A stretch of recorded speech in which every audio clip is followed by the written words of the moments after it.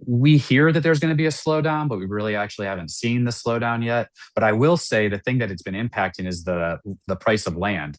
And we've had probably a dozen or maybe even 2 dozen large parcels of land. And when I'm saying large parcels, like 100 acres and up, Yeah. sold over the last 5 years that have been family farms for the last 100 years Yeah. that have made the price of per acre, you know, triple or even quadruple. And then Yeah. there's a lot of education at play there on what land sites are actually worth that and which ones are not.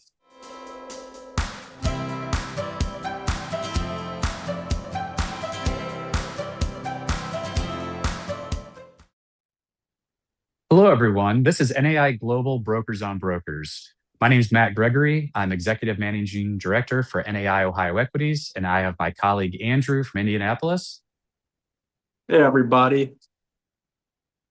Andrew Follman here, Market President, NAI Cressy, Indianapolis. Thanks, everyone, for joining us today. Andrew, I wanted to get started by talking about some of the key trends in the market. It seems like everywhere we turn, everyone wants to gravitate towards mixed use developments. I know in Columbus, we have a ton of mixed use developments. We're listing a bunch. Every time we're representing a tenant, they say, take me to all the mixed use. Is that what you're seeing in Indy as well?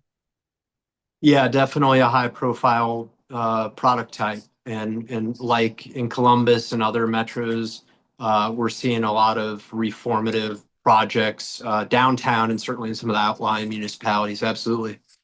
Yeah, we're seeing it both downtown and in the suburbs. And it seems like everyone talks about mixed use, but what exactly does it mean? Like mixed use is really just any two uses, mainly commercial and residential. But on the commercial side, tenants are specifically wanting to see not just restaurants, but also hotels. I've had a lot tell me, don't take me to a mixed use development unless it has a hotel within walking distance.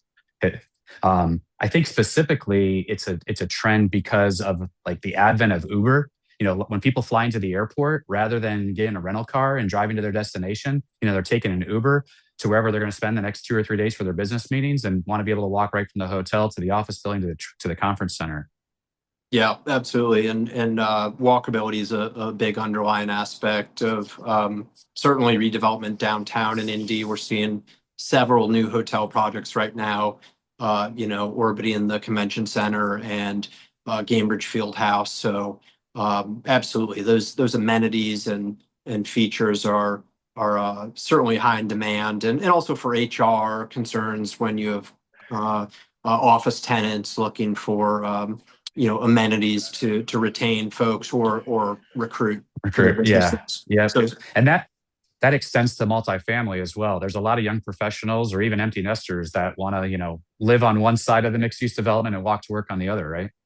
yeah, absolutely. Yeah, we're Yeah. we're seeing the density increase and some interesting infill projects, but also adaptive reuse of for example, Circle Center Mall downtown is going to be revitalized into a new form of itself as a more of an open air concept, but also with residential and retail. And it's an interesting and complex undertaking, but and probably a 5 year runway on that too.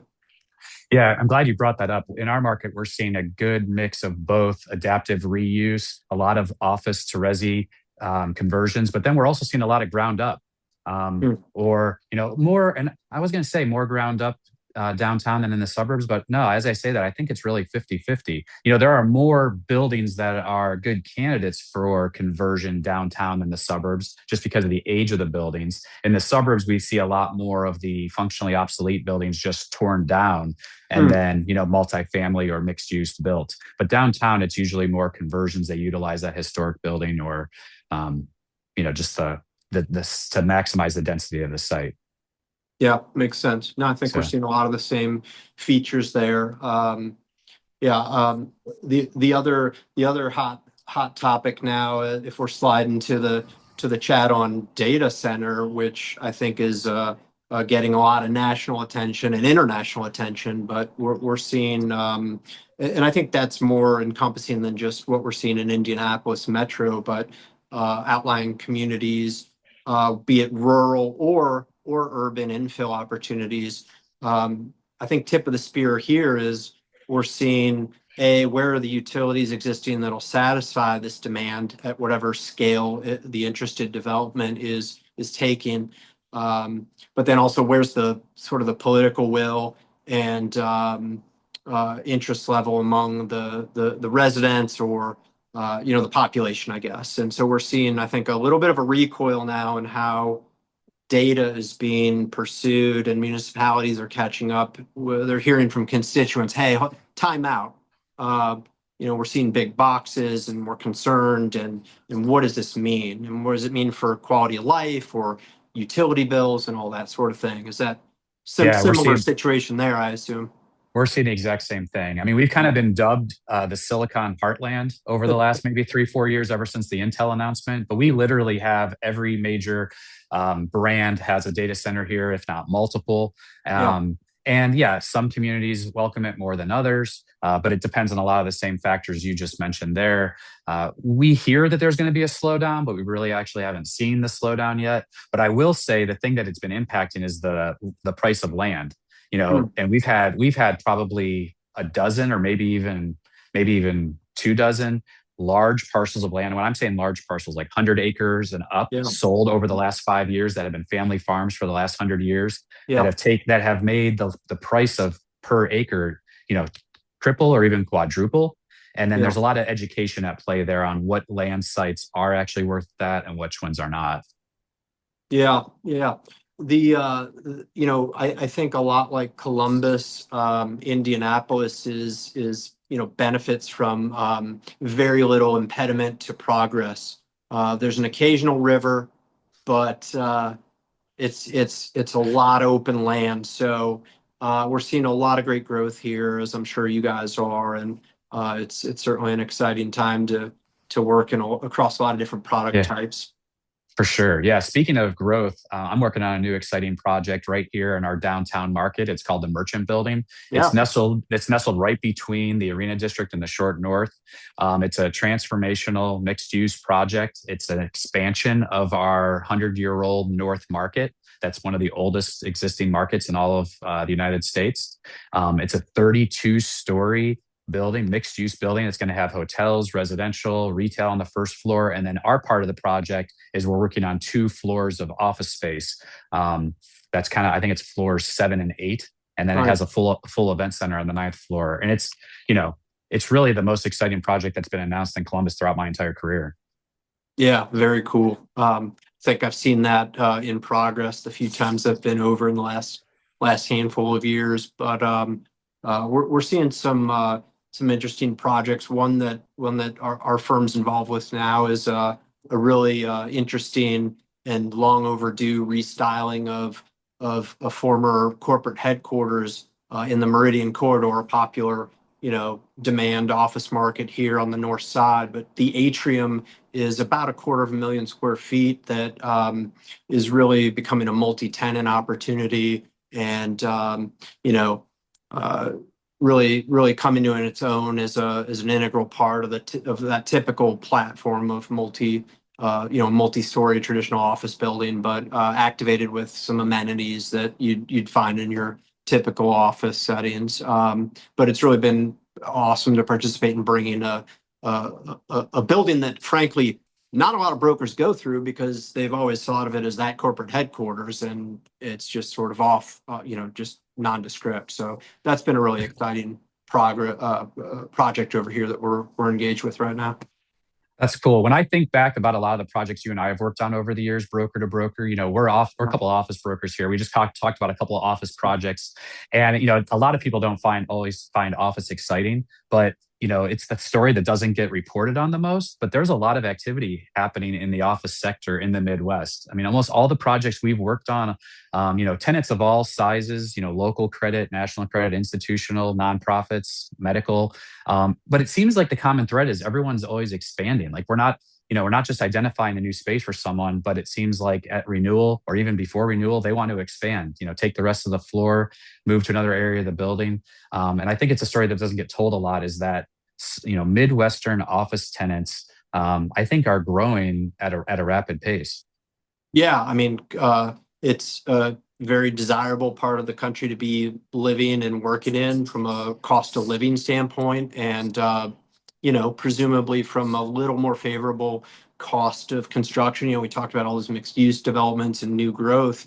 Um, Despite the high cost of implementing those, there's still a massive interest and almost an insatiable appetite for that flight to new. So where there is new product coming online, be it suburban or downtown core, it's very much in demand. But no, we've always had a great synergy back and forth, as with many other Midwest markets and beyond.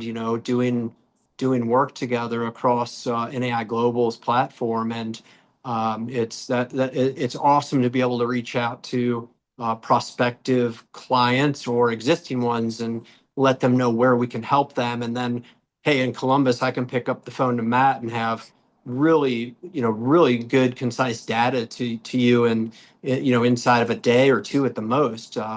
People want good intel, and we know it's a hurry up and wait business for the decision making to occur thereafter. But people really pride themselves on getting information, to their clients quickly. Yeah, the feedback that I've always got from our clients is it's very seamless. Like the collaboration between our offices, it seems like we work together for, our whole careers because we really have. And, the advent of the NAI Corporate Services Elite group that we're on with, multiple conference calls with all of our members every month. It's just like they're down the hall from each other. So Yeah, it's great. and great collaboration. It's always been awesome to do work in other parts of the country. We all work hard in our own backyards, but thinking more broadly about where we can help others is really a great engine for growth, and encourage everybody to be thinking about that. So That's right. So the question that always gets asked everywhere you go, it seems like, is like, what is a key piece of advice you'd give somebody, that's just starting off in their career? Or if you could go uh, back, what would you tell yourself?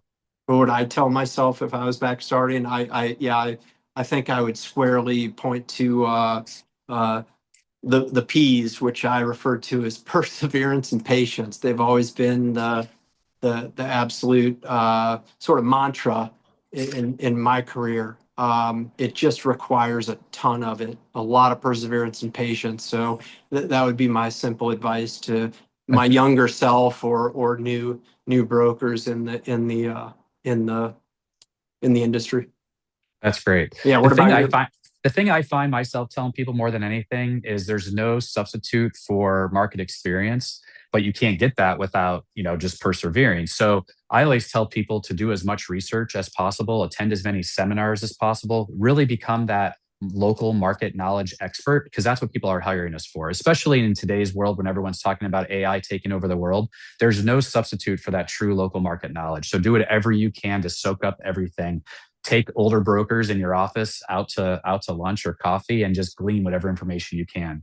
Back when I started, I didn't only do that, but Wikipedia was my friend. I used to look up like what's the name of that building or who built that building. And Yeah. nowadays there's any information you want at your fingertips, but soak it all up and be that local market knowledge expert. Yeah. No, that's sage advice for sure. Yeah. Well, this has been fun, Andrew. This Brokers on Brokers segment. I look forward to watching this back and then seeing other brokers going forward. I'm used to my own local podcast called Coaching from the Couch, and Yeah. Yeah. nothing's better than when you have another broker you can collaborate with. So I've enjoyed this today. Yeah, no, likewise, and I love that spot you do, and it's informative, and I know you've got a big gang over there that you're working with, and it's always great to be able to convey knowledge and help educate other brokers, but also clients about real estate. That's as much our job as finding the right building, That's how right. to That's exactly right. navigate it successfully. So yeah, Yeah. very cool. Provide our clients all the information necessary to make an informed decision. So anyway, Andrew, I look forward to seeing you at the regional convention next month. Likewise. All right, take care. Thanks. Take care.